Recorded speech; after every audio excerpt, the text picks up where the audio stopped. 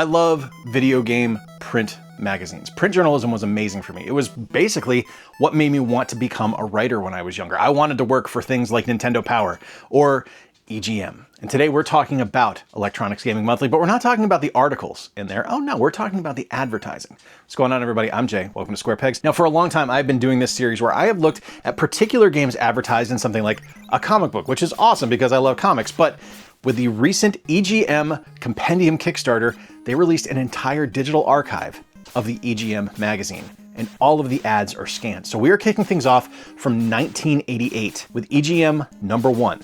All right, so kicking things off with EGM #1 here on the cover, and first and foremost, yeah, I got the year wrong. It's from 89, not 88. Forgive me, I'm sorry. I wasn't looking at it when I was referencing this, but this was something, I remember when this came out because I had just rented Mega Man 2 from the Apothecary, and it was something that I was really, really excited to read about and read more about, and I owned this when I was younger.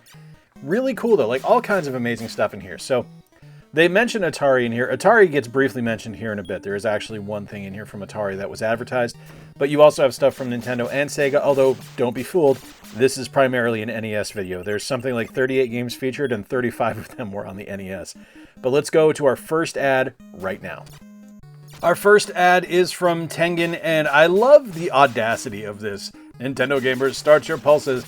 So if you don't know who Tengen was kind of an arm of Atari, and they ported stuff unlicensed to the NES. These are the weird black cartridges that you see sometimes at shows. But we got some amazing games from Tengen, and 4 of them here are just like top notch. So yeah, we get Gauntlet, which is an incredible arcade game, one of the best multiplayer games ever released, a fantastic title, and a really fun game to play on the NES. It plays incredibly well on an NES controller. RBI Baseball is a classic baseball game for a reason. Like, if you're not into sports games, you're not going to enjoy this one. But as far as like classic NES baseball games go, this one's top of the list. It's a fantastic game, something that people still reference and remember fondly because it was well made. It was a great title. Pac-Man is Pac-Man. There's not really a whole lot to say about it. It plays great, it looks great, it works great. That's all you need. Tetris is the interesting one. So we did have the NES release of Tetris from Nintendo, but we also had this unlicensed one, which was a little bit different than what we got from Nintendo itself. I actually prefer the Nintendo release. I just, for one, I like the music better in it. I kind of like the presentation better too. But this doesn't play poorly. It's not like it's running bad or anything like that. It plays great. It plays just like Tetris does. I mean, if you like Tetris, you'll enjoy this one. So some really neat stuff here from Tengen. I love the absolute absurdity of this ad in retrospect. So first off, this is from Trade West. You get 2 games here. You get John Elway's Quarterback and Double Dragon featured. John Elway's Quarterback is awful. It's a terrible video game. It's featuring John Elway, who I've never liked growing up. I was never a Broncos fan. I was always a Patriots fan or a 49ers fan. So John Elway, I don't care. The game itself, though, is awful. It's a bad football game. And I am so intrigued by the fact that Trade West saw fit to feature John Elway in their ad versus clearly superior Double Dragon. Double Dragon is an all-timer, one of the greatest beat-em-ups ever made. I do prefer the second one when I'm comparing the 2 of them on the NES, but when you are comparing John Elway's Quarterback to Double Dragon, and you choose to feature John Elway Quarterback as your ad, it's really curious to me. And it's like, not even to mention, just before we even get like past this, the ridiculousness of choosing a bad game to feature is really just kind of spelled by the fact that the layout of this ad is horrific. You have one great quarterback, paragraph beneath it. Deserves another, paragraph beneath it. Like, that should be one headline. It should be one great quarterback on one line, deserves another underneath it. Centered. Like, that's just basic layout, man. Like, I don't know who was doing the marketing at Trade West, but you guys dropped the ball. And honestly, John, no one holds an NES controller like that, dude. Sharp-eyed viewers will notice something happening with these ads, and I make note of it later on in the video as well, but this is our Acclaim Entertainment, the Masters of the Game ad, featuring 8 video games on it. Yep, 8 games. The companies really push the envelope on how much stuff they can feature, and this is not the last one to do so. Let's just quickly run through the games here. WrestleMania is awful. It's a terrible game. It is not fun. I do not like it. Rambo is weird. It's a very curious game. I couldn't really figure out what I was doing. I had never played it when I was younger. And secret fact about Jay, I've never seen a Rambo movie. So I don't know if this is faithful to the film or not. I do really enjoy the sprite work for the Sylvester Stallone character in this because, wow. Airwolf is a really neat idea. I loved the cartoon. I loved the show when I was younger. I think the intro to the first episode of Airwolf is one of the greatest of all time. Shout out to my buddy Rob for pointing that out to me when we worked at Full Sail. But this is actually a really ambitious kind of shmup, and it's pretty cool. It's pretty cool. It's very difficult. I'm not good at it, but it's a neat game.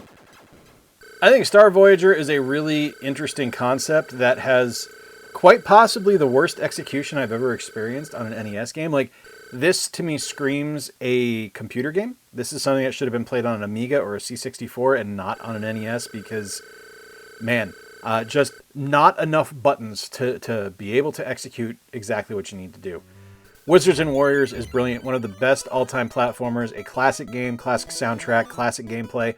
It's something that I think holds up to this day. I think it's a wonderful game. I think Iron Sword, Wizards and Warriors 2 is better, but the first one is nothing to laugh at. 3D World Runner is something I had never played before today. I don't know that I ever saw this game when I was younger, so this was really cool to get into.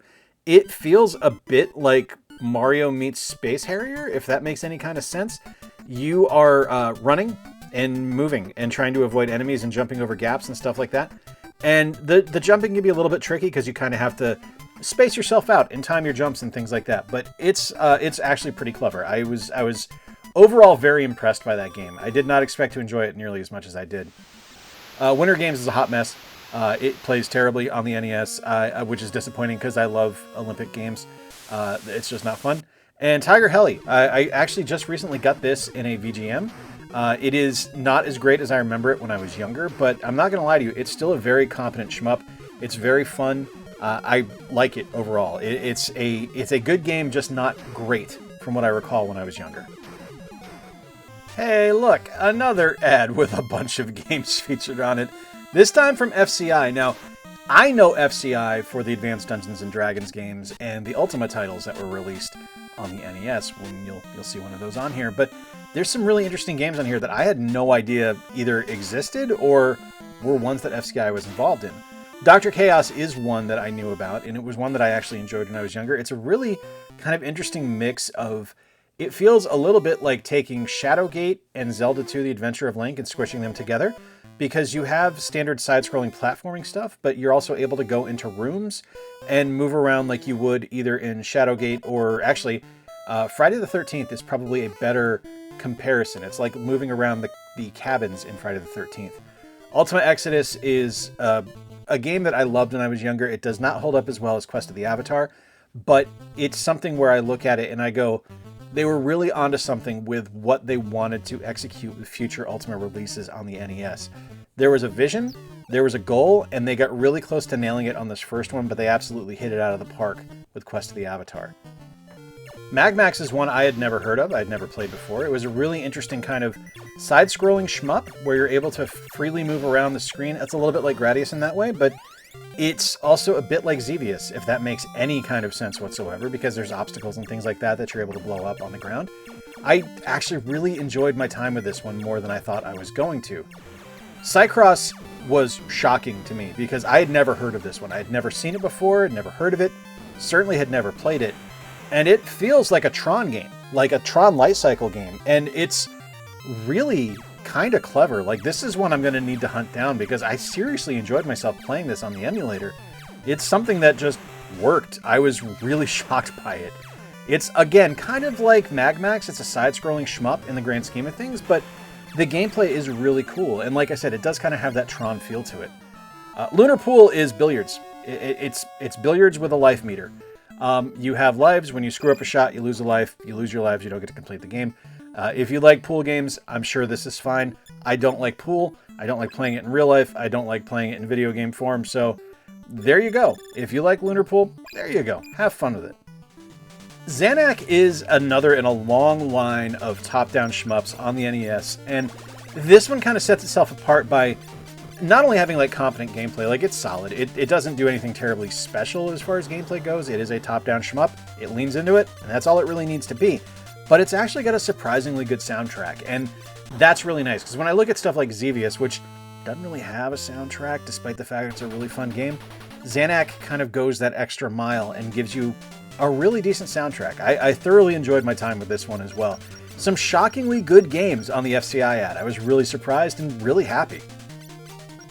Now we've got a 2-page spread for the game Robowarrior, which is one I had seen numerous times when I was younger, but I'd never actually played. This is a Jaleco title. I actually really like Jaleco stuff. And I was shocked when I got this into game because this felt like Bomberman to me. Like, this felt like something straight out of Bomberman. And when I actually did some research on this game, I found that this was developed by Hudson Soft, who, if you know Hudson Soft, they developed Bomberman. And this was called Bomber King in Japan. So I'm pretty sure there's a little bit of exchange happening there, at least a cultural exchange between the Bomberman universe and the Robowarrior universe. But this game's tough, it's hard, but it's fun. I mean, I'm not great at Bomberman games to begin with, so I wasn't going to be great at Robowarrior either. But it's one that I actually really enjoyed myself on, and I think that's pretty cool. Like, it's something where I will go back and play this again just because of the fact that there are so many different kind of routes you can go, because you can just blast your way through the obstacles that are in your way. And I enjoyed it. Like I said, I wasn't good at it, but it's something that I really enjoyed, and I look forward to playing again.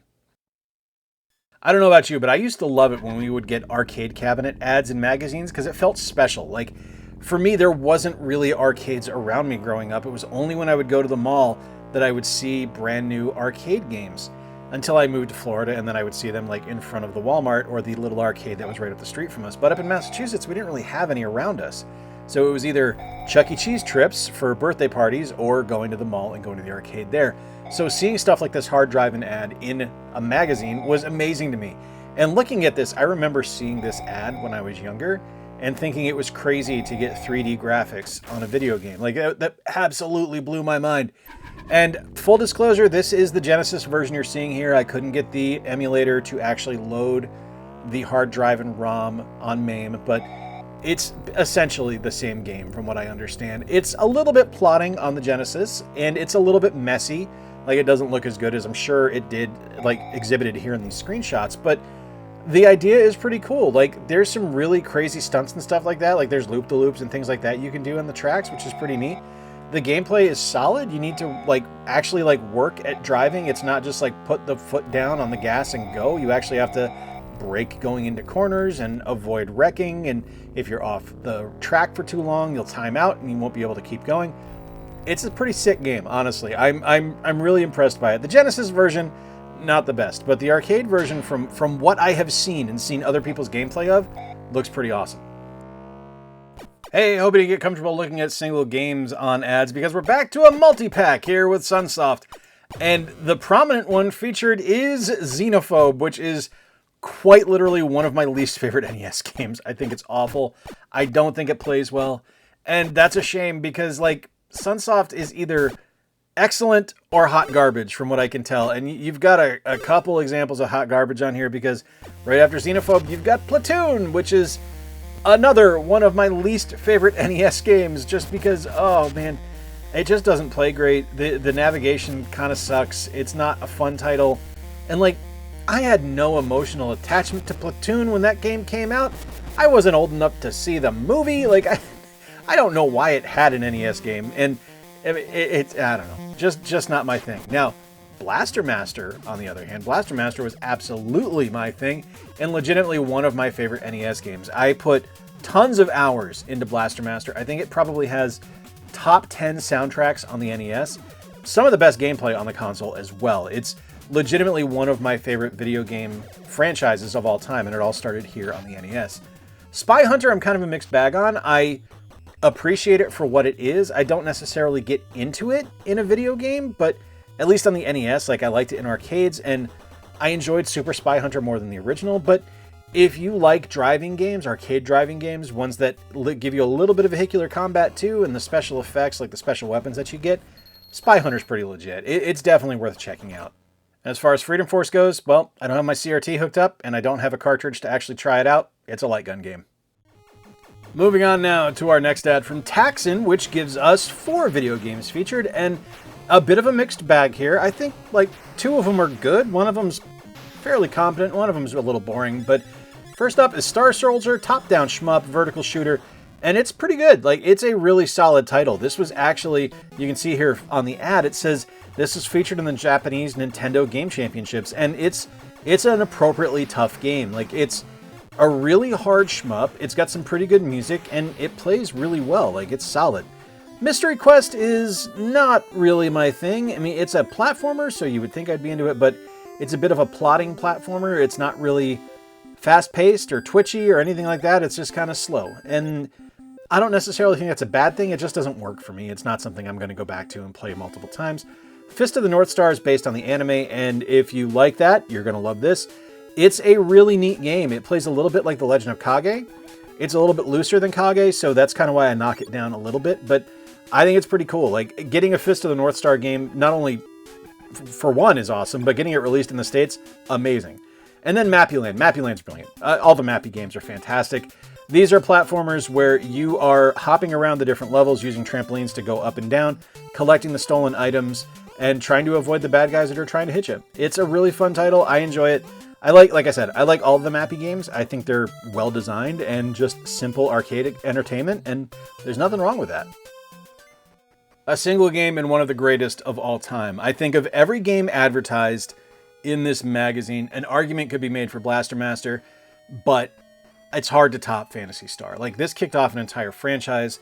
It's one of the few games advertised from Sega in this magazine, and I think that's noteworthy because this game is spectacular. It is one of the first real major kind of JRPGs that I remember encountering and seeing in the wild, or seeing at a friend's house because he had it, and thinking it was really clever and thinking it was really neat. I loved the design of the enemies in the game. I thought the overworld map was really cool, and like, by today's standard, it's a bit archaic and it is super clunky and not necessarily certainly not the best of the franchise. Like, there were definitely better Phantasy Star games later down the road, but it's neat to see where it started. And it's neat to see something that was such a signature experience on the Sega Master System represented here, and proudly represented, because it wasn't often we got a lot of Sega ads in stuff like this. They tended to kind of default towards the NES because, I mean, NES ruled the roost at the time. And it was really neat to see. And it's really cool to play it again today, to go back and just kind of capture this footage and be reminded of something that I really enjoyed when I was younger, and I still think is a landmark game in the history of video games. First time I'd ever played this game, first time I'd ever heard of this game, was because of this ad. This is Thunderblade. This is a horizontal shmup, top down, and you're playing as a helicopter.